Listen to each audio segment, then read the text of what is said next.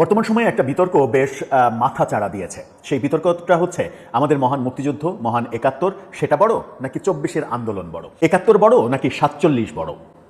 এটা নানা রকমের ন্যারেটিভ অনেকে নানাভাবে উপস্থাপন করার চেষ্টা করছেন।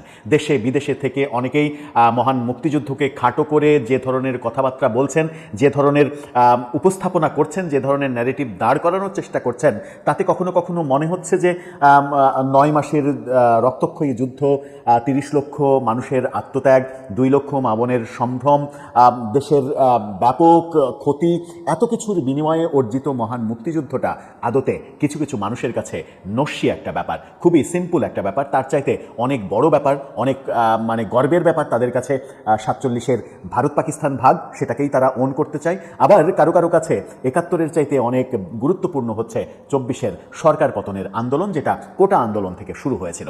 অর্থাৎ ৭১-কে ছোট করা, ৭১-কে ভুলিয়ে দেওয়া, এরকম নানা কার্যক্রম চলছে। এবার বিএনপি মহাসচিব মির্জা ফখরুল ইসলাম আলমগীর সেরকমটাই মন্তব্য করলেন। তিনি বললেন যে ৭১-কে ভুলিয়ে দেওয়ার চেষ্টা করছে কেউ কেউ। সেখানেই প্রশ্ন আসে, ৭১-কে যারা ভুলিয়ে দেওয়ার চেষ্টা করছে তারা তো করছে, আপনারা কি করছেন? আপনারা কিভাবে সেটাকে ঠেকাচ্ছেন? কিংবা আপনারা পাল্টা কোনো কর্মসূচি, পাল্টা কোনো ন্যারেটিভ সত্যিকার অর্থে দাঁড় করাতে পেরেছেন কি গত ১৪ মাসে? মির্জা ফখরুল ইসলামের এই মন্তব্যটা যেমন শতভাগ ঠিক, তেমনি এটাও ঠিক যে এই কর্মকাণ্ডের সঙ্গে বিএনপির অনেক নেতৃত্ব যেমন জড়িত হয়েছে, আবার এই কর্মকাণ্ড যারা করছে তাদের বিরুদ্ধে শক্ত প্রাচীর হয়ে বিএনপি দাঁড়াতে পারেনি।